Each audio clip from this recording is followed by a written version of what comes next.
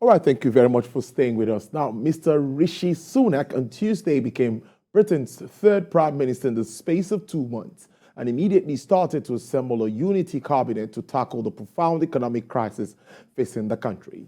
Mr. Sunak, who was invited to form a government by King Charles on Tuesday morning, said he would prioritize economic stability and confidence.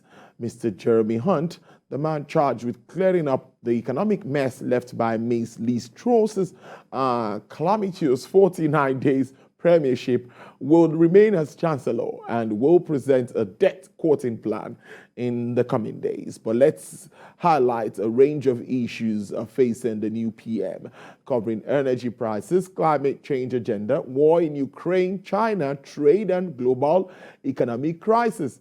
Well, my guest is the startup founder of World Hackers.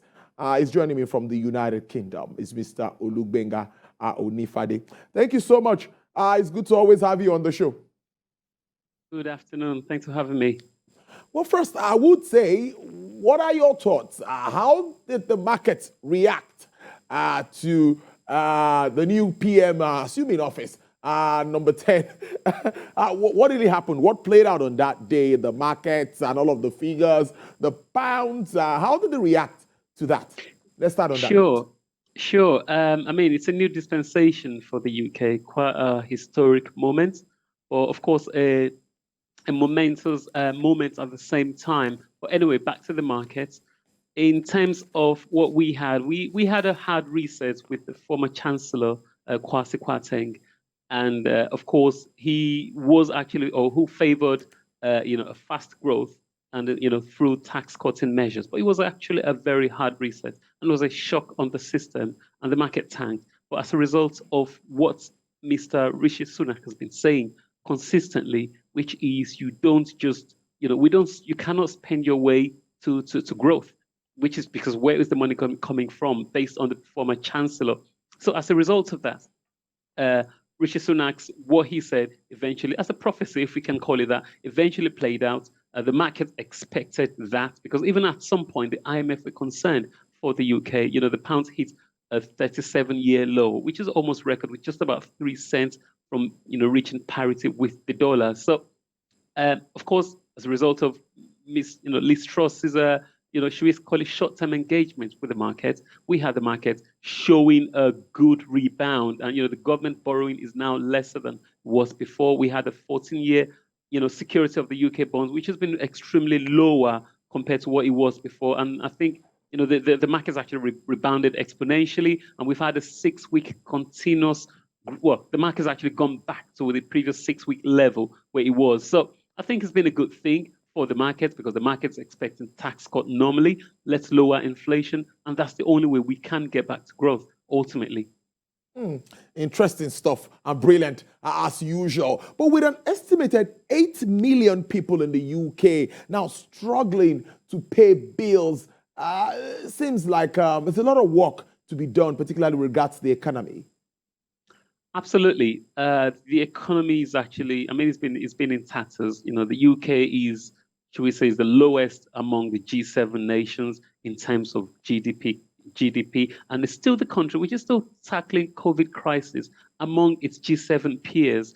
And again, if you look at the debt is actually the debt is, when the debt is higher than the GDP, that tells you we have a problem again. And as a result of that, this is actually hitting back now because the country has actually been on a record run of constant borrowing and delaying, and okay, borrowing on infrastructures and of course a few things which people think could have been delayed.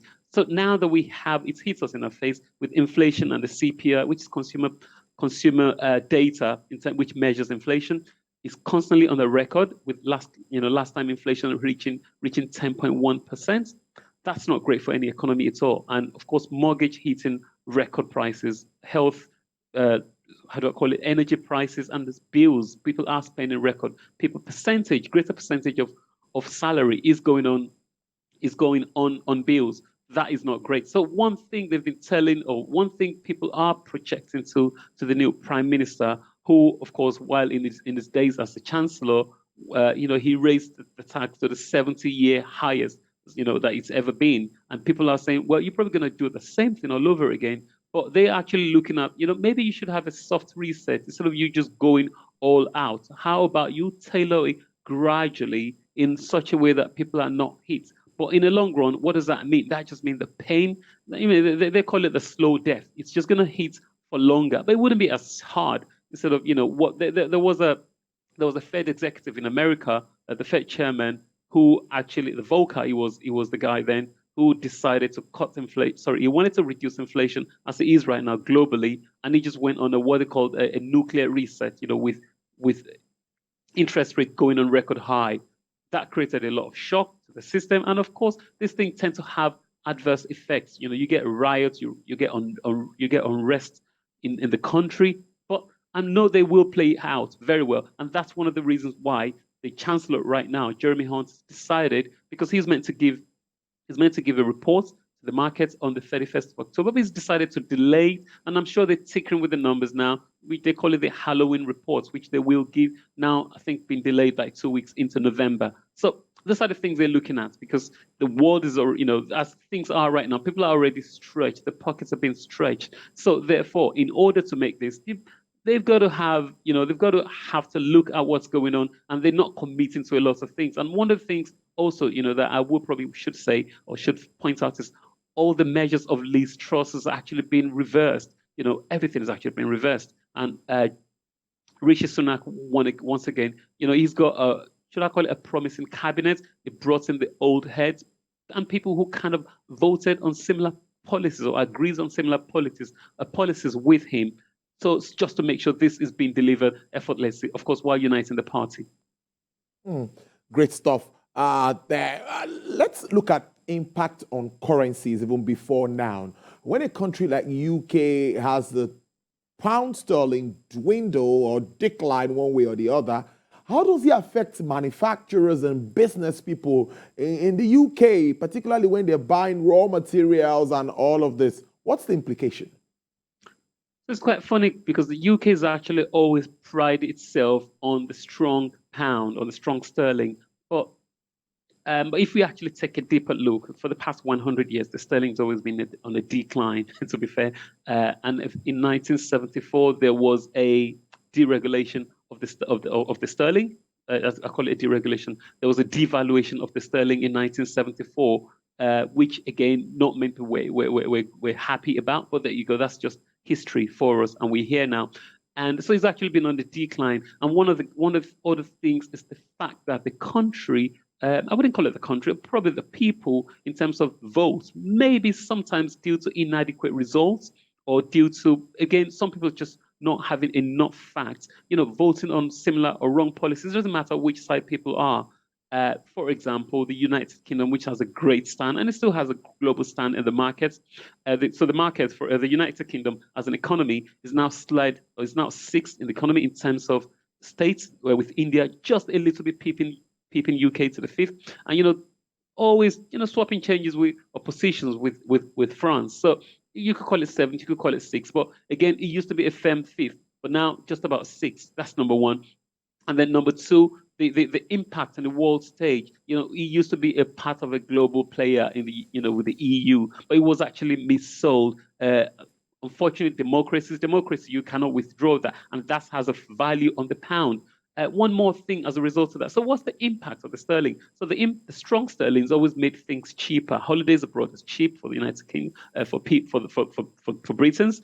Holidays abroad is cheap. Materials are cheaper because of the strong sterling. But as a result of the weakness, apparently over the past few months now, we've got more than 50%, billionaires in America are sending their kids to study abroad. And, UK's got great institutions because now the dollar is a lot stronger than the pound. It probably saves them a lot more, and they could get reputable universities or education or quality as well here. So it's not great either way you look at it, but people want the strong sterling. They want things to be cheaper for them externally because ultimately, again, UK is predominantly an importing nation.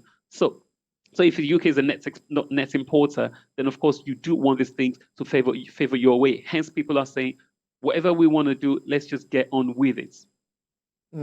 Let us just get on with it. Bold actions need to be taken to lift UK living standards. When we talk of bold actions, back here in Nigeria, we say bold steps should be taken around fuel subsidy removal, plan to cushion the effect for Nigerians, and all of that. But in the UK, what are these bold steps that you think or you suggest could be taken?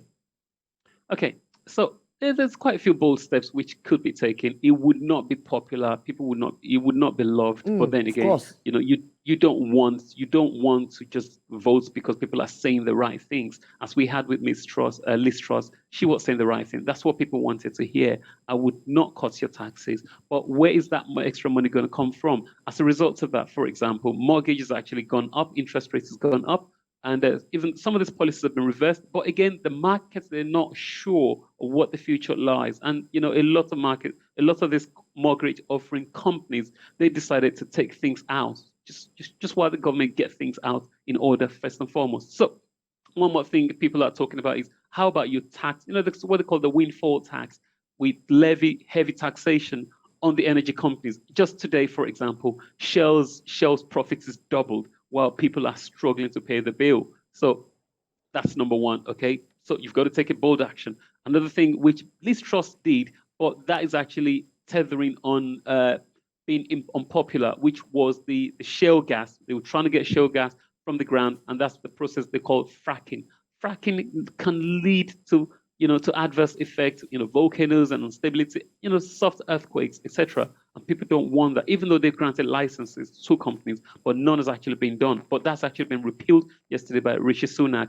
A few things. There's something they call the triple lock system, which means we know that inflation is going higher than the rate on standard of living right now. People are protesting all over. How about inflation? People who have retired, we want our pensions. Can you please guarantee us that our pension could be upped so that it measures with inflation? Liz Truss promised that that's been repealed, and Rishi Sunak is not giving an answer to that. He's not committing himself to doing that.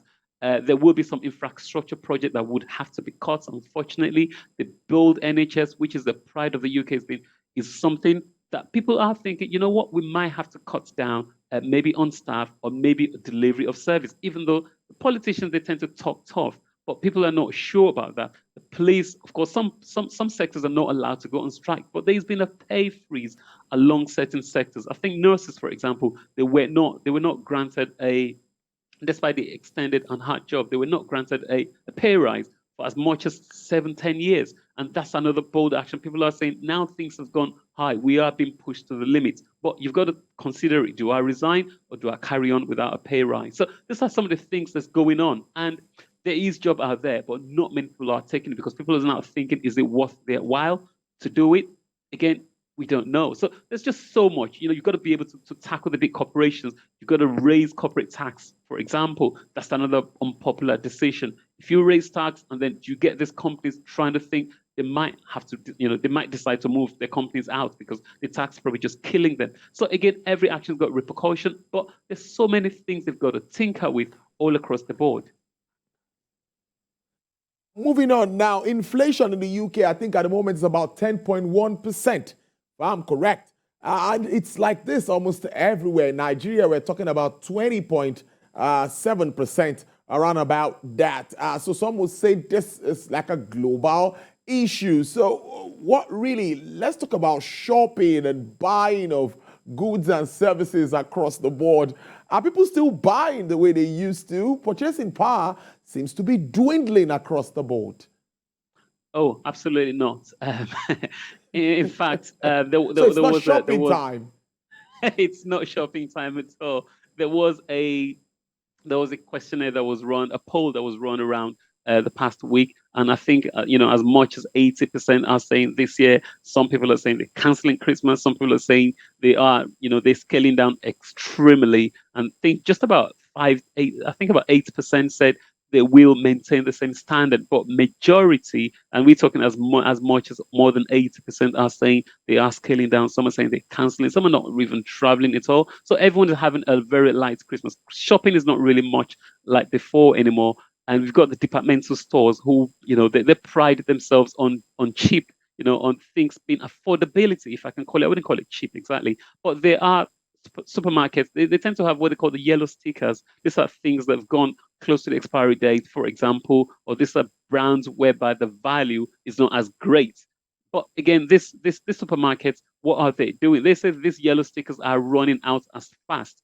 And I think as like yesterday, again, some people are really, you can imagine not going to work for the sake of being shamed because because of hygiene, more or less. So there has been a lot of cuts down on all arenas, right from people, from the way you use your bill, from the way you go to the shop, and of course we've been seeing a rise in the less popular brand, which is the popular brand, which is cheap, affordable brand, while the more, of course, the more expensive ones, they are seeing a tick down in them too. And again, they are looking into getting into something which is more affordable just to be able to sell the name. So yeah, no, unfortunately, in terms of purchasing power parity, things are quite low generally across the board. And no, I think people are scaling down. And again, speaking of inflation, we haven't exactly peaked because it just keeps going up month and month.